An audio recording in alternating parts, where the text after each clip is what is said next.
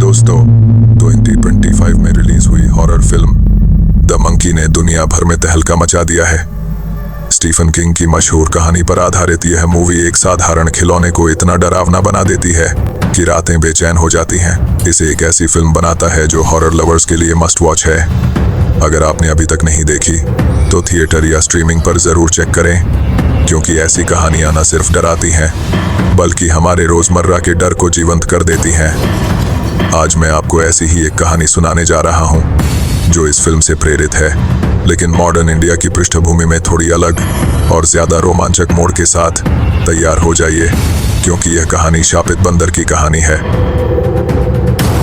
दोस्तों, दिल्ली की चहल पहल वाली जिंदगी में रहने वाला राहुल एक मॉडर्न युवा था, 28 साल का, एक आईटी कंपनी में सॉफ्टवेयर इंजीनियर जो दिन भर लैपटॉप पर कोडिंग करता और रातें नेटफ्लिक्स पर बिताता। उसका एक छोटा सा फ्लैट था करोल बाग में, जहां वो अपनी छोटी बहन मीरा के साथ रहता था। मीरा 22 साल की थी, एक ग्राफिक डिजाइनर जो सोशल मीडिया पर रील्स बनाती और ट्रेंडिंग चीजों की दीवानी थी। दोनों का जीवन बिल्कुल नॉर्मल था, कॉफी शॉप्स, वीकेंड पार्टीज और ऑनलाइन शॉपिंग। लेकिन एक दिन सब कुछ बदल गया। यह सब शुरू हुआ उस रविवार की शाम को, जब राहुल और मीरा पुरानी दिल्ली के चांदनी चौक बाजार घूमने गए। मीरा को एंटीक चीजें पसंद थीं, विंटेज ज्वेलरी, पुरानी किताबें और अजीबोगरीब आइटम्स। बाजार की एक छोटी धूल भरी दुकान में एक बूढ़ा दुकानदार बैठा था। उसकी दुकान में पुराने सामान का ढेर था, टूटे घड़ियां, फीकी पड़ी तस्वीरें और एक कोने में एक मैकेनिकल खिलौना बंदर। वह बंदर लकड़ी का बना था, पुराना लेकिन चमकदार। उसके हाथों में 2 छोटे सिंबल थे। दुकानदार ने कहा, यह खिलौना स्पेशल है साहब, 1950 के आसपास का, लेकिन आज भी चलता है। ले लीजिए, सिर्फ 500 रुपए। मीरा को वह प्यारा लगा। भैया, यह कितना क्यूट है, रील्स के लिए परफेक्ट प्रॉप, उसने कहा और उसे खरीद लिया।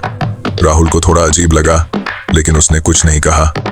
घर लौटकर मीरा ने खिलौने को अपने रूम की शेल्फ पर रख दिया। रात हुई, राहुल अपने रूम में लेटा हुआ था जब अचानक क्लिंग क्लिंग एक तेज धातु की आवाज गूंजी। वह चौंक कर उठा। आवाज मीरा के रूम से आ रही थी। मीरा, क्या हुआ? राहुल ने पूछा। मीरा भी डर गई थी। भैया, यह बंदर, यह अपने आप सिंबल बजा रहा है। दोनों ने देखा बंदर की आंखें हल्की सी चमक रही थीं और उसके हाथ सिंबल बजा रहे थे। राहुल ने उसे बंद करने की कोशिश की, लेकिन कोई स्विच नहीं था। थोड़ी देर बाद आवाज रुक गई। शायद पुराना मैकेनिज्म है, वाइब्रेशन से चालू हो गया, राहुल ने कहा और दोनों हंसकर सो गए। लेकिन अगली सुबह उनका पड़ोसी अंकल जी, जो हर रोज मॉर्निंग वॉक पर जाते थे, एक रोड एक्सीडेंट में मर गए। खबर सुनकर दोनों सदमे में थे। संयोग है, राहुल ने खुद को समझाया। अगली रात फिर वही हुआ, क्लिंग क्लिंग क्लिंग। इस बार आवाज और तेज थी। राहुल दौड़ा, लेकिन मीरा पहले ही बंदर को पकड़ चुकी थी। भैया देखो, इसकी मुस्कान कितनी डरावनी लग रही है। बंदर की आंखें अब लाल हो रही थीं, जैसे कोई जीवंत चीज। आवाज रुकने के कुछ घंटों बाद मीरा का फोन आया। उसकी बेस्ट फ्रेंड सोनिया, जो मुंबई में थी, एक अचानक हार्ट अटैक से मर गई। मीरा रोने लगी। भैया, यह खिलौना, इसमें कुछ गड़बड़ है। हर बार जब यह बजता है कोई मर जाता है। राहुल को अब शक हो गया। उसने इंटरनेट पर सर्च किया, पुराने शापित खिलौनों की कहानियां, लेकिन कुछ ठोस नहीं मिला। हम इसे फेंक देंगे, उसने फैसला किया। अगले दिन दोनों ने बंदर को दिल्ली के बाहर एक कचरे के ढेर में फेंक दिया। लगा सब खत्म। लेकिन तीसरी रात फिर वही आवाज, क्लिंग क्लिंग। राहुल के रूम में वह उठा तो देखा बंदर शेल्फ पर वापस रखा हुआ था, जैसे कभी फेंका ही नहीं गया। यह कैसे? मीरा चीखी। दोनों डर से कांप रहे थे। राहुल ने सोचा, शायद कोई वैज्ञानिक वजह है।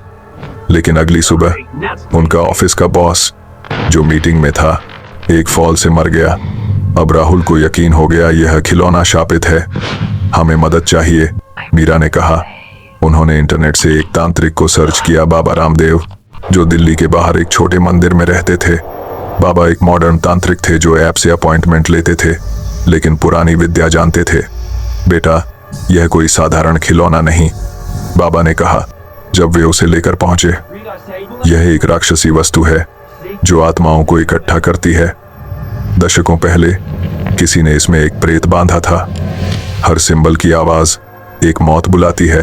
बाबा ने एक पूजा की रस्म शुरू की। मंदिर में धूप, अगरबत्ती और मंत्रों की गूंज। राहुल और मीरा घबराए हुए देख रहे थे।